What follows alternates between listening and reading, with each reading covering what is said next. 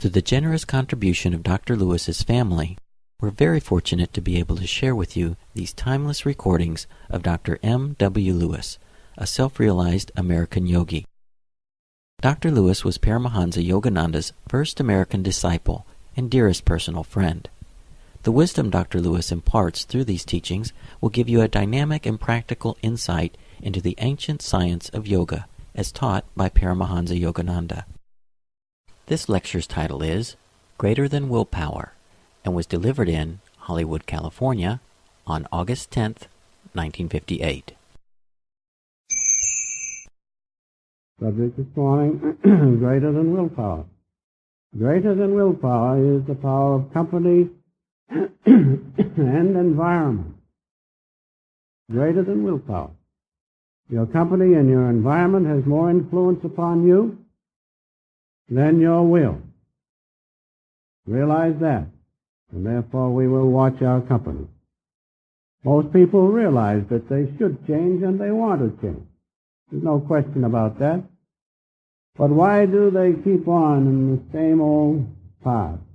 Beginning with initial enthusiasm, then it tapers off, and finally procrastination, and as one fellow put it, we live in hope and die in despair. Why?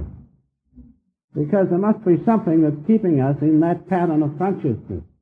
And that something is our company and our environment. Realize that. And so it is very important to watch that. As I have said, it's stronger than willpower. So, the power of habit is great. In fact, our lives are governed by the power of habit. And yet, man has the power through his will to improve himself and to change. Because man's will, when coupled to God's will, is supreme. But it cannot operate due to the hold which environment and company has upon his consciousness. And that applies to each one of us. Let us understand that. We have the power. We have the power, but there are conditions. That's what Master meant when he said that willpower, greater than willpower, is company and environment. We can do that, but we must avoid these things because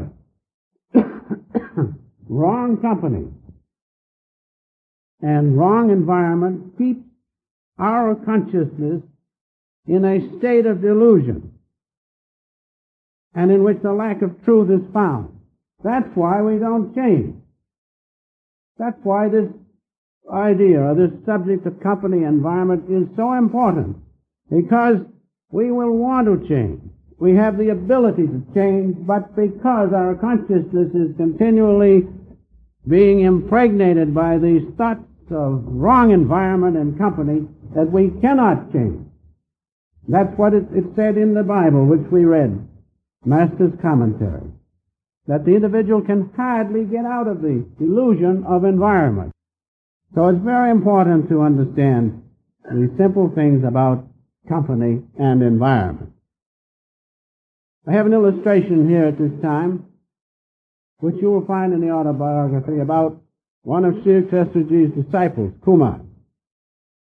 While he lived in the hermitage with Sri Yukteswarji, under his influence and a wonderful environment, he was fine. He was a fine-looking boy, and his eyes shined with the presence of God within him. But then there came a time when he wanted to change his environment and go home, which in itself was not of too great consequence, except at that time, due to his karmic condition, it were well if he listened to Sri Yukteswarji, who tried to suggest that he do not go home at that time.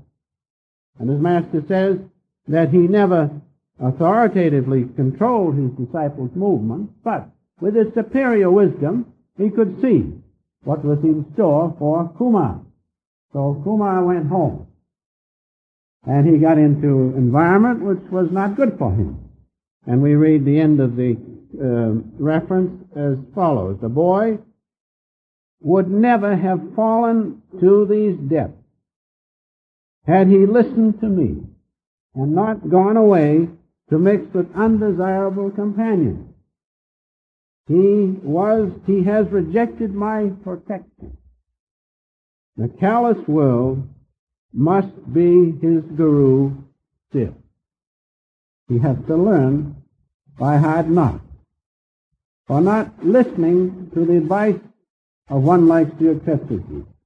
And so when he came back, when he returned, instead of having that glow of divine presence within him, he looked like an ordinary peasant. And so the power of environment is extreme, and we must not underestimate it. Of course, Kumar made his mistake of not listening to the voice of God through the channel of Stuart Chesterton.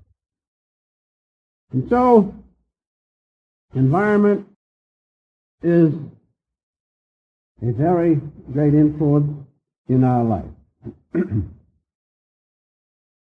If you're good, if your environment is good, you will have peace and happiness. If your environment is not good, there's only one thing that can result, and that is restlessness of your mind, which is not conducive to spiritual advancement. So there are two ways. You go towards a good environment, where you're lifted up toward God, or to that environment